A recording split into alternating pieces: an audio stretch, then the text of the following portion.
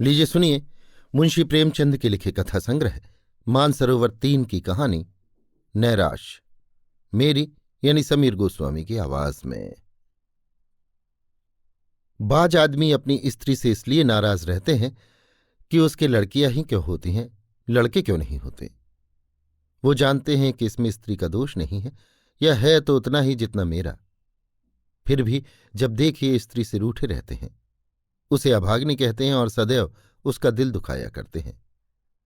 निरूपमा उन्हीं अभागिनी स्त्रियों में थी और घमंडीलाल त्रिपाठी उन्हीं अत्याचारी पुरुषों में।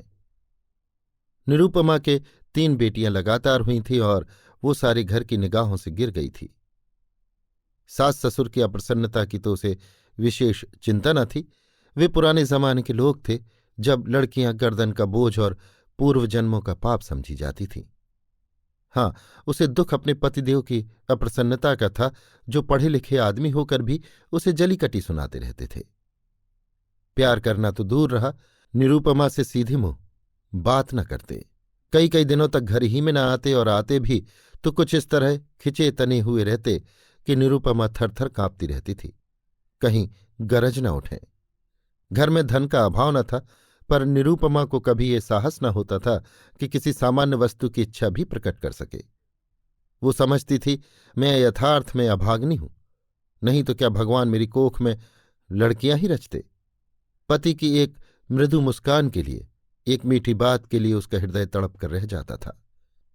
यहां तक कि वो अपनी लड़कियों को प्यार करती हुई सकचाती थी कि लोग कहेंगे, पीतल के नथ पर इतना गुमान करती है। जब त्रिपाठी जी के घर में आने का समय होता तो किसी न किसी बहाने से वो लड़कियों को उनकी आंखों से दूर कर देती थी। सबसे बड़ी विपत्ति ये थी कि त्रिपाठी जी ने धमकी दी थी कि अब की कन्या हुई तो मैं घर छोड़कर निकल जाऊंगा, इस नरक में क्षण भर भी न ठहरूंगा। निरूपमा को ये चिंता और भी खाई जाती थी। वो मंगल का व्रत रखती थी, रविवार, निर्जला एकादशी और न जाने कितने व्रत करती थी। स्नान पूजा तो नित्य का नियम था, पर किसी अनुष्ठान से मनोकामना न पूरी होती थी। नित्य अवहेलना, तिरस्कार, उपेक्षा, अपमान सहते सहते उसका चित्त संसार से विरक्त होता जाता था। जहां कान एक मीठी बात के लिए, आंखें एक प्रेम दृष्टि के लिए, हृदय एक आलिंगन के लिए तरस कर रह जाए, घर में अपनी कोई बात न पूछे, वहां जीवन से क्यों न अरुचि हो जाए। एक दिन घोर निराशा की दशा में उसने अपनी बड़ी भावज को एक पत्र लिखा। उसके एक एक अक्षर से असह्य वेदना टपक रही थी। भावज ने उत्तर दिया, तुम्हारे भैया जल्द तुम्हें विदा कराने जाएंगे। यहां आजकल एक सच्चे महात्मा आए हुए हैं, जिनका आशीर्वाद कभी निष्फल नहीं जाता। यहां कई संतानहीन स्त्रियां उनके आशीर्वाद से पुत्रवती हो गईं।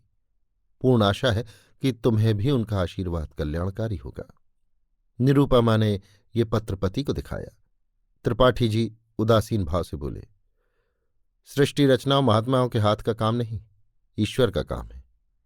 निरूपमा, हाँ, लेकिन महात्माओं में भी तो कुछ सिद्धि होती है। घमंडीलाल, हाँ होती है, पर ऐसे महात्माओं के दर्शन दुर्लभ हैं। निरूपमा, मैं तो इन महात्मा के दर्शन करूंगी। घमंडीलाल, चली जाना। निरूपमा, जब बांझिनों के लड़के हुए तो क्या मैं उनसे भी गई गुजरी हूं। घमंडीलाल, कह तो दिया भाई, चली जाना। ये करके भी देख लो। मुझे तो ऐसा मालूम होता है, पुत्र का मुख देखना हमारे भाग्य में ही नहीं है। कई दिन के बाद निरूपमा अपने भाई के साथ मैके गई। तीनों पुत्रियां भी साथ थीं। भाभी ने उन्हें प्रेम से गले लगाकर कहा, तुम्हारे घर के आदमी बड़े निर्दयी हैं। ऐसे गुलाब के फूलों की सी लड़कियां पाकर भी तकदीर को रोते हैं। ये तुम्हें भारी हो तो मुझे दे दो। जब ननद और भावज भोजन करके लेटी तो निरूपमा ने पूछा, वो महात्मा कहाँ रहते हैं।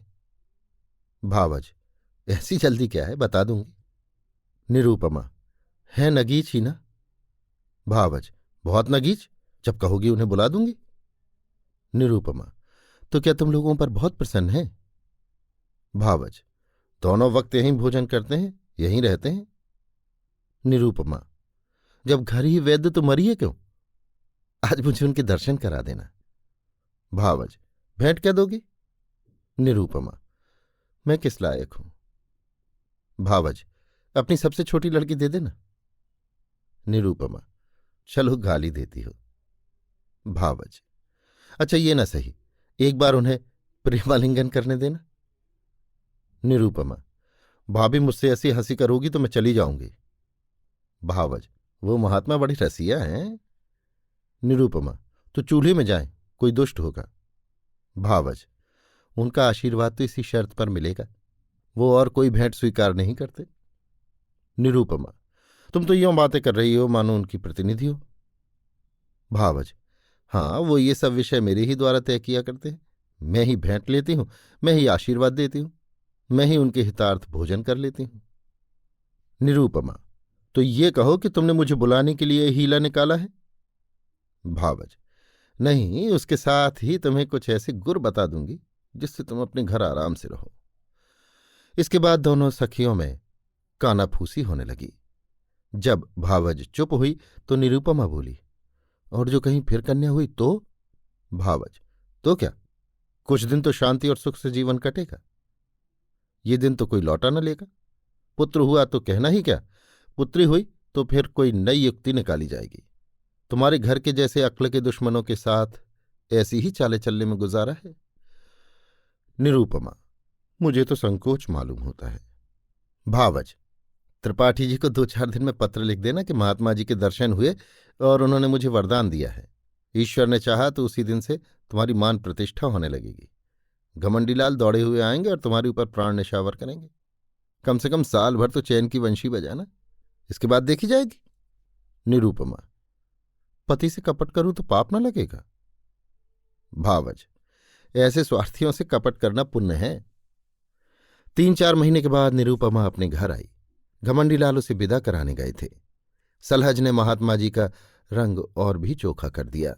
बोली, ऐसा तो किसी को देखा ही नहीं कि इन महात्मा जी ने वरदान दिया हो और वो पूरा ना हो गया हो। हाँ, जिसका भाग्य ही फूट जाए उसे कोई क्या कर सकता है। घमंडीलाल प्रत्यक्ष तो वरदान और आशीर्वाद की उपेक्षा ही करते रहे। इन बातों पर विश्वास करना आजकल संकोचजनक मालूम होता है, पर उनके दिल पर असर जरूर हुआ। निरूपमा की खातिरदारियां होनी शुरू हुईं। जब वो गर्भवती हुई तो सबके दिलों में नई नई आशाएं हिलोरें लेने लगी। सास जो उठते गाली और बैठते व्यंग्य से बातें करती थी, अब उसे पान की तरह फेरती। बेटी तुम रहने दो, मैं ही रसोई बना लूंगी, तुम्हारा सिर दुखने लगेगा। कभी निरूपमा कलसे का पानी या कोई चारपाई उठाने लगती तो सास दौड़ती, बहू रहने दो, मैं आती हूं, तुम कोई भारी चीज मत उठाया करो। लड़कियों की बात और होती है, उन पर किसी बात का असर नहीं होता। लड़के तो गर्भ ही में मान करने लगते हैं। अब निरूपमा के लिए दूध का उठौना किया गया जिसमें बालक पुष्ट और गोरा हो। घमंडीलाल वस्त्राभूषणों पर उतारू हो गए। हर महीने एक न एक नई चीज लाते। निरूपमा का जीवन इतना सुखमय कभी न था, उस समय भी नहीं जब वो नवेली बधू थी। महीने गुजरने लगे। निरूपमा को अनुभूत लक्षणों से विदित होने लगा कि ये भी कन्या ही है, पर वो इस भेद को गुप्त रखती थी। सोचती सावन की धूप है, इसका क्या भरोसा। जितनी चीजें धूप में सुखानी हो सुखा लो, फिर तो घटा छाएगी ही। बात बात पर बिगड़ती। वो कभी इतनी मानशीला न थी, पर घर में कोई चूं तक न करता था कि कहीं बहू का दिल न दुखे, नहीं बालक को कष्ट होगा। कभी कभी निरूपमा केवल घरवालों को जलाने के लिए अनुष्ठान करती। उसे उन्हें जलाने में मजा आता था। वो सोचती, तुम स्वार्थियों को जितना जलाऊं उतना ही अच्छा। तुम मेरा आदर इसीलिए करते हो ना कि मैं बच्चा जनूंगी और बच्चा तुम्हारे कुल का नाम चलाएगा। मैं कुछ नहीं हूं, बालक ही सब कुछ है। मेरा अपना कोई महत्व नहीं, जो कुछ है वो बालक के नाते।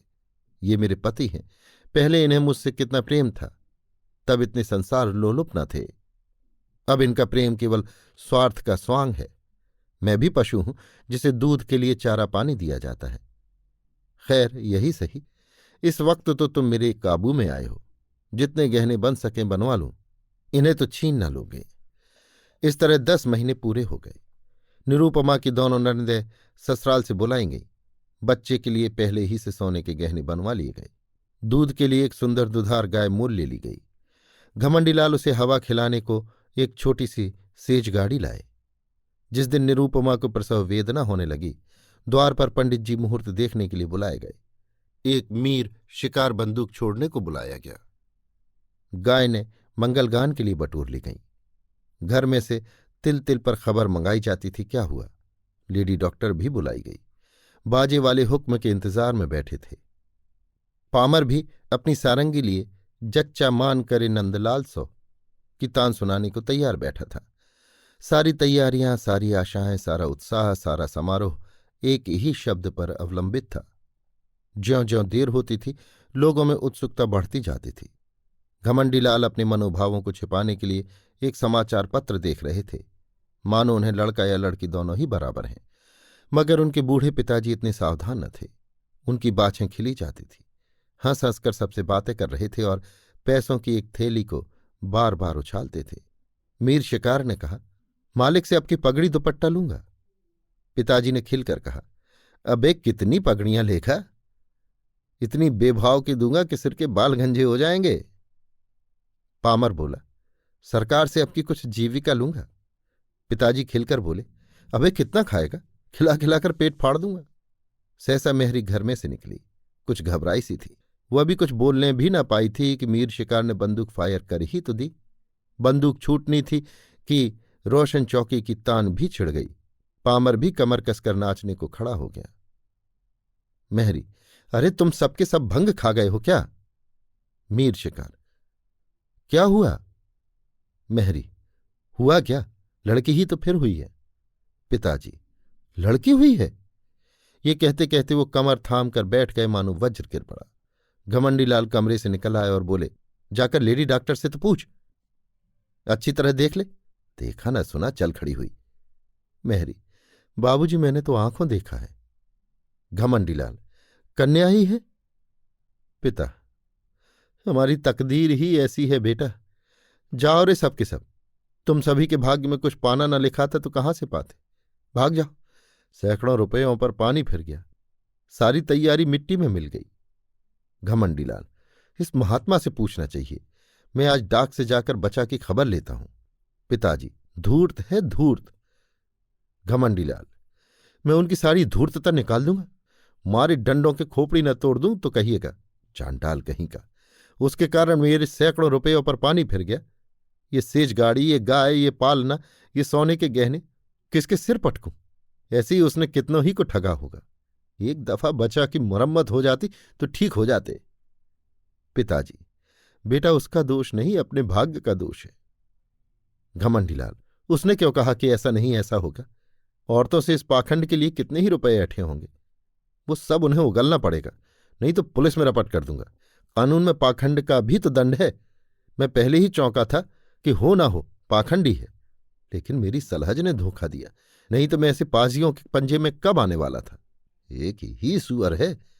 पिताजी, बेटा सब्र करो, ईश्वर को जो कुछ मंजूर था वो हुआ। लड़का लड़की दोनों ही ईश्वर की देन है। जहां तीन है वहां एक और सही। पिता और पुत्र में तो ये बातें हो रही थी। पामर, मीर शिकार आदि ने अपने अपने डंडे संभाले और अपनी राह चले। घर में मातम सा छा गया। लेडी डॉक्टर भी विदा कर दी गई। सौर में जच्चा और दाई के सिवा कोई न रहा। वृद्धा माता तो इतनी हताश हुई कि उसी वक्त अटवास खटवास लेकर पड़ रही। जब बच्चे की बरही हो गई तो घमंडीलाल स्त्री के पास गए और सरोष भाव से बोले, फिर लड़की हो गई? निरूपमा, क्या करूं, मेरा क्या वश? घमंडीलाल, उस पापी धूर्त ने बड़ा चकमा दिया।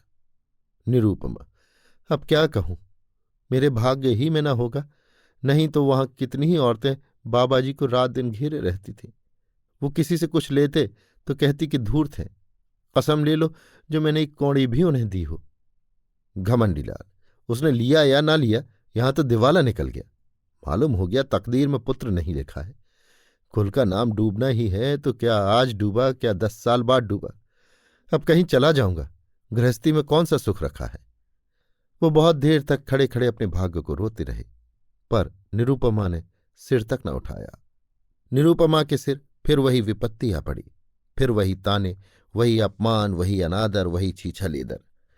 किसी को चिंता न रहती कि खाती पीती है या नहीं, अच्छी है या बीमार, दुखी है या सुखी। घमंडीलाल यद्यपि कहीं न गए, पर निरूपमा को ये धमकी प्रायः नित्य ही मिलती रहती थी। कई महीनों यों ही गुजर गए तो निरूपमा ने फिर भावच को लिखा कि तुमने और भी मुझे विपत्ति में डाल दिया। इससे तो पहले ही भली थी। अब तो कोई बात भी नहीं पूछता कि मरती है या जीती है। अगर यही दशा रही तो स्वामी जी चाहे सन्यास लें या न लें, लेकिन मैं संसार को अवश्य त्याग दूंगी। भाभी ये पत्र पाकर परिस्थिति समझ गई। अब कि उसने निरूपमा को बुलाया नहीं, जानती थी कि लोग विदा ही न करेंगे, पति को लेकर स्वयं आ पहुंची। उसका नाम सुकेशी था। बड़ी मिलनसार, चतुर, विनोदशील स्त्री थी। आते ही आते निरूपमा की गोद में कन्या देखी तो बोली, अरे ये क्या? सास, भाग्य है और क्या। सुकेशी, भाग्य कैसा? इसने महात्मा जी की बातें भुला दी होंगी। ऐसा तो हो ही नहीं सकता कि वो मुंह से जो कुछ कह दें वो ना हो। क्यों जी, तुमने मंगल का व्रत रखा था? निरूपमा, बराबर एक व्रत भी न छोड़ा। सुकेशी, 5 ब्राह्मणों को मंगल के दिन भोजन कराती रही? निरूपमा, नहीं, ये तो उन्होंने नहीं कहा था। सुकेशी, तुम्हारा सिर, मुझे खूब याद है, मेरे सामने उन्होंने बहुत जोर देकर कहा था। तुमने सोचा होगा ब्राह्मणों को भोजन कराने से क्या होता है। ये न समझा कि कोई अनुष्ठान सफल नहीं होता जब तक विधिवत उसका पालन न किया जाए। सास, इसने कभी इसकी चर्चा ही नहीं की। नहीं 5 क्या 10 ब्राह्मणों को जिमा देती। तुम्हारे धर्म से कुछ कमी नहीं है। सुकेशी, कुछ नहीं, भूल गई और क्या। रानी, बेटे का मुंह यों देखना नसीब नहीं होता, बड़े बड़े जप तप करने पड़ते हैं। तुम मंगल के एक व्रत ही से घबरा गई। सास, अभाग्नि है और क्या। घमंडी लाल, ऐसी कौन सी बड़ी बातें थी जो याद न रही? ये खुद हम लोगों को जलाना चाहती है। सास, वही तो मैं कहूं कि महात्मा जी की बात कैसे निष्फल हुई। यहां 7 बरसों तक तुलसी माई को दिया चढ़ाया, तब जाके बच्चे का जन्म हुआ। घमंडी लाल, इन्होंने समझा था दाल भात का कौर है। सुकेशी, खैर, अब जो हुआ सो हुआ। कल मंगल है, फिर व्रत रखो और अब की 7 ब्राह्मणों को जमाओ। देखें कैसे महात्मा जी की बात पूरी नहीं होती। घमंडी लाल, व्यर्थ है, इनके किए कुछ न होगा। सुकेश, बाबूजी, आप विद्वान समझदार होकर इतना दिल छोटा करते हैं। अभी आपकी उम्र ही क्या है? कितने पुत्र लीजिएगा? नाक और दम न हो जाए तो कहिएगा। सास, बेटी, दूध पूत से भी किसी का मन भरा है? सुकेशी, ईश्वर ने चाहा तो आप लोगों का मन भर जाएगा, मेरा तो भर गया। घमंडी लाल, सुनती हो महारानी, अब की कोई गोलमाल मत करना। अपनी भाभी से सब ब्यौरा अच्छी तरह से पूछ लेना। सुकेशी, आप निश्चिंत रहें, मैं याद करा दूंगी। क्या भोजन करना होगा, कैसे रहना होगा, कैसे स्नान करना होगा, ये सब लिखा दूंगी। और अम्मा जी, आज के 18 मास बाद आपसे कोई भारी इनाम लूंगी। सुकेशी 1 सप्ताह यहां रही और निरूपमा को खूब सिखा पढ़ाकर चली गई। निरूपमा का इकबाल फिर चमका। घमंडी लाल अब की इतने आश्वासित हुए कि भविष्य ने भूत को भुला दिया। निरूपमा फिर बांदी सी रानी हुई। सास फिर उसे पान की तरह फेरने लगी। लोग उसका मुंह जोहने लगे। दिन गुजरने लगे। निरूपमा कभी कहती, अम्मा जी, आज मैंने स्वप्न में देखा कि एक वृद्ध स्त्री ने आकर मुझे पुकारा और एक नारियल देकर बोली, ये तुम्हें दिए जाती हूं। कभी कहती, अम्मा जी, अब की न जाने क्यों मेरे दिल में बड़ी बड़ी उमंगें पैदा हो रही हैं। जी चाहता है खूब गाना सुनूं, नदी में खूब स्नान करूं, हरदम नशा सा छाया रहता है। सास सुनकर मुस्कुराती और कहती, बहू, ये शुभ लक्षण है। निरूपमा चुपके चुपके माजूम मंगाकर खाती और अपने अलस नेत्रों से ताकते हुए घमंडी लाल से पूछती, मेरी आंखें लाल हैं क्या? घमंडी लाल खुश होकर कहते, मालूम होता है नशा चढ़ा हुआ है, ये शुभ लक्षण है। निरूपमा को सुगंधों से कभी इतना प्रेम न था। फूलों के गजरों पर अब वो जान देती थी। घमंडी लाल अब नित्य सोते समय उसे महाभारत की वीर कथाएं पढ़कर सुनाते। कभी गुरु गोविंद सिंह की कीर्ति का वर्णन करते। अभिमन्यु की कथा से निरूपमा को बड़ा प्रेम था। पिता अपने आने वाले पुत्र को वीर संस्कारों से परिपूरित कर देना चाहता था। एक दिन निरूपमा ने पति से कहा, नाम क्या रखोगे? घमंडी लाल, ये तो तुमने खूब सोचा, मुझे तो इसका ध्यान ही न रहा था। ऐसा नाम होना चाहिए जिसमें शौर्य और तेज टपके। सोचो कोई नाम। दोनों प्राणी नामों की व्याख्या करने लगे। जोरावर लाल से लेकर हरिश्चंद्र तक सभी नाम गिनाए गए, पर उस असामान्य बालक के लिए कोई नाम न मिला। अंत में पति ने कहा, तेग बहादुर कैसा नाम है? निरूपमा, बस बस यही नाम मुझे पसंद है। घमंडी लाल, नाम तो बढ़िया है, गुरु तेग बहादुर की कीर्ति सुन ही चुकी हो। नाम का आदमी पर बड़ा असर होता है। निरुपमा: नाम ही तो सब कुछ है। दमड़ी, छकौड़ी, गुरहू, कतवारू, जिसके नाम देखे उसे भी यथानाम तथा गुड़ ही पाया। हमारे बच्चे का नाम होगा तेग बहादुर। प्रसव काल आ पहुंचा। निरुपमा को मालूम था क्या होने वाला है, लेकिन बाहर मंगलाचरण का पूरा सामान था। अब कि किसी को लेश मात्र भी संदेह न था। नाच गाने का प्रबंध भी किया गया था। एक शामियाना खड़ा किया गया था और मित्रगण उसमें बैठे खुशगप्पियां कर रहे थे। हलवाई कड़ाही से पूरियां और मिठाइयां निकाल रहा था। कई बोरे अनाज के रखे हुए थे कि शुभ समाचार पाते ही भिक्षुकों को बांटे जाएं। एक क्षण का भी विलंब न हो, इसलिए बोरों के मुंह खोल दिए थे। लेकिन निरुपमा का दिल प्रतिक्षण बैठा जाता था। अब क्या होगा? 3 साल किसी तरह कौशल से कट गए और मजे में कट गए, लेकिन अब विपत्ति सिर पर मंडरा रही है। हाय, कितनी परवशता है! निरपराध होने पर भी ये दंड। अगर भगवान की यही इच्छा है कि मेरे गर्भ से कोई पुत्र ना जन्म ले तो मेरा क्या दोष? लेकिन कौन सुनता है? मैं ही अभाग्नि हूं, मैं ही त्याज्य हूं, मैं ही कलमुही हूं। इसीलिए ना कि परवश हूं। क्या होगा? अभी एक क्षण में ये सारा आनंदोत्सव शोक में डूब जाएगा। मुझ पर बौछारें पड़ने लगेंगी। भीतर से बाहर तक सब मुझी को कोसेंगे। सास ससुर का भय नहीं, लेकिन स्वामी जी शायद फिर मेरा मुंह न देखें, शायद निराश होकर घर बार त्याग दें। चारों तरफ अमंगल ही अमंगल है। मैं अपने घर की, अपनी संतान की दुर्दशा देखने के लिए क्यों जीवित रहूं? कौशल बहुत हो चुका, अब उससे कोई आशा नहीं। मेरे दिल में कैसे कैसे अरमान थे। अपनी प्यारी बच्चियों का लालन पालन करती, उन्हें ब्याहती, उनके बच्चों को देखकर सुखी होती, पर आह, ये सब अरमान खाक में मिले जाते हैं। भगवान, अब तुम ही इनके पिता हो, तुम ही इनके रक्षक हो। मैं तो अब जाती हूं। लेडी डॉक्टर ने कहा, वेल, फिर लड़की है। भीतर बाहर कोहराम मच गया। पिट्टस पड़ गई। घमंडी लाल ने कहा, जहन्नुम में जाए ऐसी जिंदगी, मौत भी नहीं आ जाती। उनके पिता भी बोले, अभाग्नि है, वज्रभाग्नि। भिक्षुकों ने कहा, रो अपनी तकदीर को, हम कोई दूसरा द्वार देखते हैं। अभी ये शोकोद्गार शांत न होने पाया था कि लेडी डॉक्टर ने कहा, मां का हाल अच्छा नहीं है, वो अब नहीं बच सकती, उसका दिल बंद हो गया है। अभी आप सुन रहे थे मुंशी प्रेमचंद के लिखे कथा संग्रह मानसरोवर 3 की कहानी नैराश्य, मेरी यानी समीर गोस्वामी की आवाज में।